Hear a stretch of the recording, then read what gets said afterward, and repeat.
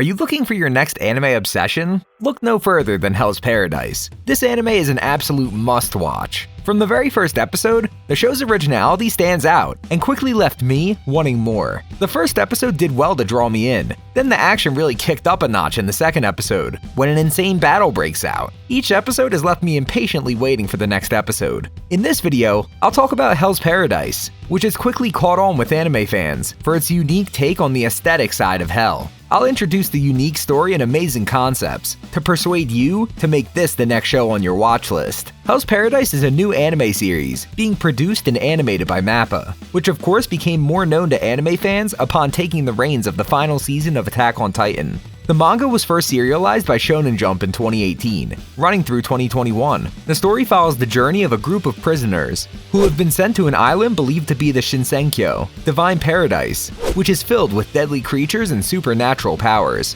The shogunate tasks all the prisoners with finding the elixir of life for him, so he can be given immortality. The shogunate will give a full pardon in exchange for finding the elixir. But this special reward doesn't come for free. There's a catch. Only one prisoner can have it. It's a fight for survival, and the stakes are high. Let me introduce you to our main man, Gabimaru the Hollow. He's a ninja from Iwagakure village, and a true killing machine. I mean, the guy was trained since birth to be a ninja assassin and has zero emotions, thus the nickname Hollow. Gabimaru's skills make him like a superhero compared to all the others around him, and he also has the ability to use ninjutsu, which adds another level to his strength. Speaking of his power systems, I'm curious to see if Hell's Paradise will dive into Gabimaru's ninjutsu abilities, or if it will be left as more of a mystery. Guess we'll see.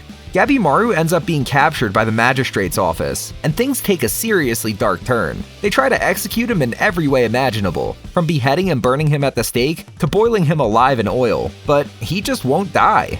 Gabimaru's so physically strong from his years of training that nothing can kill him. Throughout these execution attempts, he's being watched by a woman, who eventually reveals herself as Sagiri, a master swordsman and executioner from the legendary Yamada Asaemon clan. Sagiri is on a mission from the shogun to find a criminal to be sent to obtain the fabled elixir of life in the Divine Paradise. So Sagiri sees Gabimaru's potential and decides to recruit him for this near impossible mission, in exchange for a full pardon. And let me tell you, Gabimaru's not one to back down from a challenge. He's got the skills, the drive, and the superhuman body to take on anything that comes his way. But he doesn't accept on a whim. There's a reason why he chooses to go. Gabimaru has a wife and he wants to see her. That's right, the man nicknamed Hollow has a wife. And it's his love for his wife that drives him. His wife is the reason for him developing his emotions and showing him that he can live a far different life than an assassin. And that's why he's not afraid to take on this task and fight for what he believes in. The battle royale genre has become a staple in anime, thanks to series like Fate Zero, Future Diary, and Darwin's Game captivating audiences with their high stakes, no holds barred battles to the death. If you've seen one of these anime, you may think you have an idea of what may be in store for you here, but Hell's Paradise takes extra steps in creating a unique one. The roughness and its graphics and unrelenting scenes can be felt with its characters facing brutal deaths almost at every turn.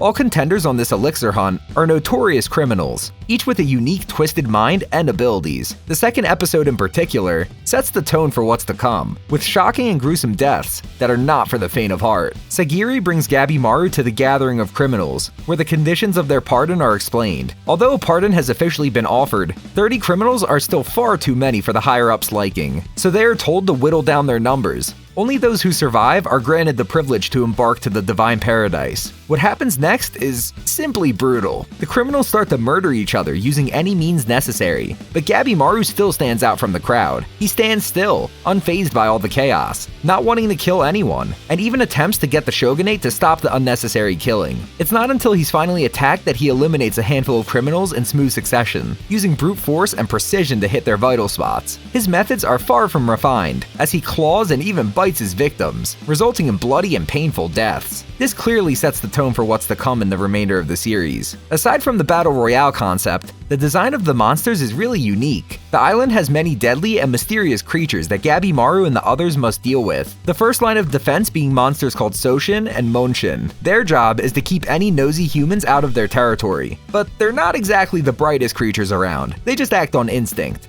Don't let that fool you though, because they can hold their own in a fight. They come in all sorts of shapes and sizes, and some of them even have pretty cool tricks up their sleeves. Now, when it comes to how they look, it's a wild ride. The Soshin are all kinds of messed up, looking like freaky combinations. It's a butterfly with a human face or a fish person with arms and legs. If they've got a human face, it's usually twisted up in a creepy grin. And they can range from tiny to freaking enormous. These large monsters are the Monshin, and their name means gate god in Japanese. They're based on a similar creature from Chinese folklore, which was a divine guardian that watched over gates and let good people in while keeping out the bad ones. So it makes sense that they have a specific role in the story. Unlike the Soshin, the Monshin are all about uniformity. They're another group of lower ranked monsters, but they all look the same. They're about 15 feet tall, have arms coming out of their eyes, and look like dead bodies. They don't have any special powers, but the Monshin are still pretty terrifying. They're insanely powerful, and they're also super durable. It takes a lot to kill one of them. In fact, taking down a Monshin is a big deal, and only the strongest and most skilled warriors can do it. So yeah,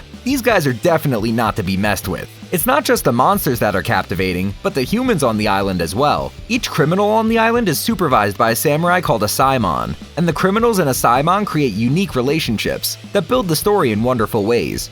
Both the criminals and samurai have circumstances that led them to become what they are now, and each can learn something from the other. There are so many interesting characters to talk about, but I'll dive more into characters in another video.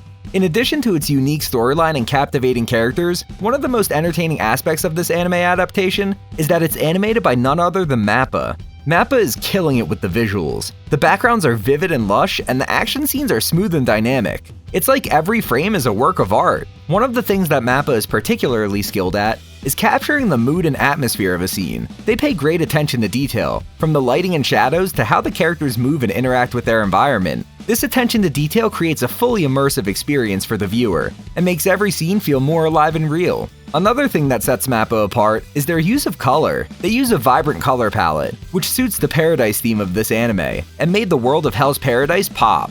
The colors are used to convey the mood and emotions of the characters, as well as to differentiate between different scenes and locations. Of course, none of this would be possible without the incredible talent of the animators themselves. Mappa employs some of the best animators in the industry, who can bring even the most complex and dynamic scenes to life with ease. So, hands down to the people behind the great animations. It's a combination of all these factors that makes the visuals in Hell's Paradise so great. The attention to detail, the use of color, and the sheer talent of the animators come together to create a truly stunning visual experience. I gotta hand it to Mappa. They're bringing their A-game.